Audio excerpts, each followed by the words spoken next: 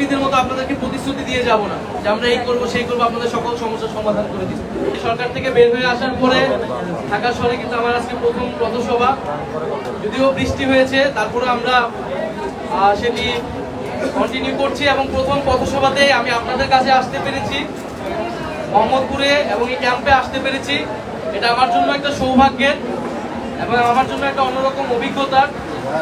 এবং আপনারা দীর্ঘদিন ধরেই আপনাদের দুঃখ কষ্টের কথা বাংলাদেশ রাষ্ট্রের কাছে বলে আসছেন এবং একজন খুবই সুন্দরভাবেই বললেন যে টাকা পয়সা বা সব কিছুর থেকেও গুরুত্বপূর্ণ হচ্ছে নাগরিক হিসেবে মর্যাদা।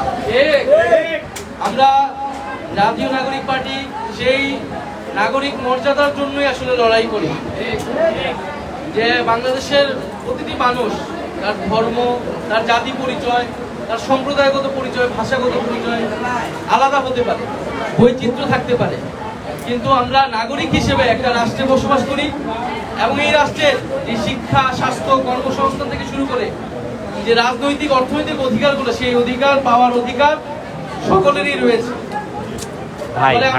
সেরকমই একটি গণতান্ত্রিক একটা অন্তর্ভুক্তিমূলক রাষ্ট্র সমাজ চাই, যেখানে আমার সকল জনগোষ্ঠী, সকল ভাষাভাষীর মানুষ, সকল ধর্মের মানুষ আমরা একত্রে বসবাস করবো এবং একটি সমান মর্যাদা এবং সমান অধিকার পাব।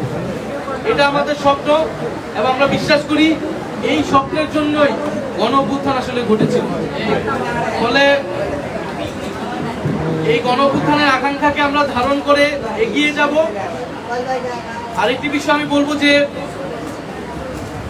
আমাদের ইতিহাসে হয়তো অনেক কিছুই রয়েছে, কিন্তু আমাদের কাজ ভবিষ্যৎ নির্মাণ করা, আমাদের কাজ বর্তমানকে ভালো করা।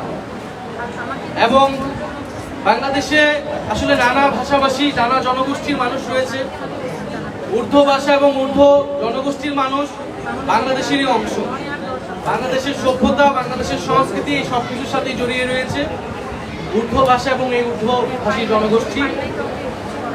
বাংলাদেশকে আমরা একটা বহু ভাষার, বহু সংস্কৃতির দেশ হিসেবে গড়ে তুলতে চাই। এবং আপনাদের যে ক্যাম্পে আপনাদের দীর্ঘদিনে নানান চাওয়া পাওয়া, দাবি দেওয়া রয়েছে, আমরা প্রথাগত রাজনীতিবিদের মতো আপনাদেরকে প্রতিশ্রুতি দিয়ে যাব না যে আমরা এই করব সেই করব, আপনাদের সকল সমস্যার সমাধান করে দিব।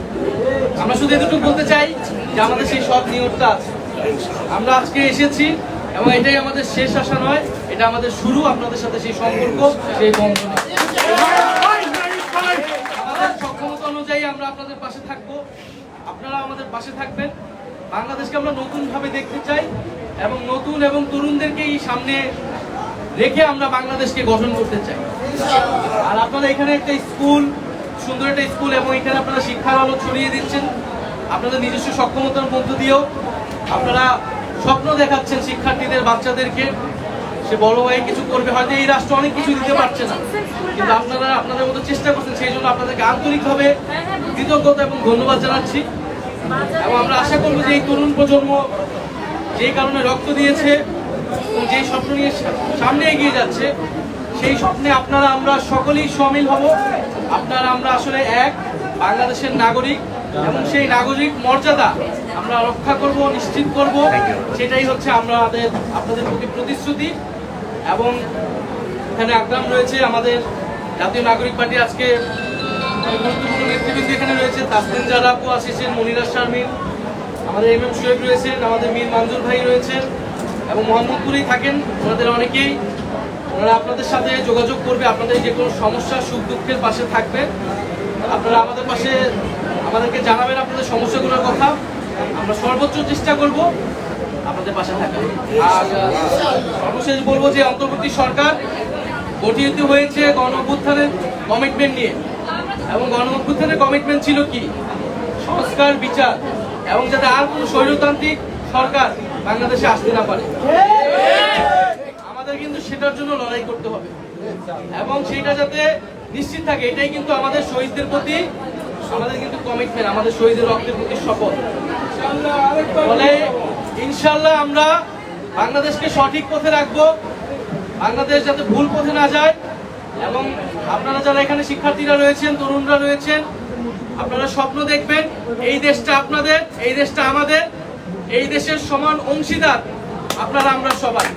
এবং আমরা আমাদের সেই হিস্সা এই রাষ্ট্র থেকে আমরা বুঝে নেব এবং আমরা সেই রাষ্ট্রের প্রতি সেই দায়িত্ব আমরা পালন করব।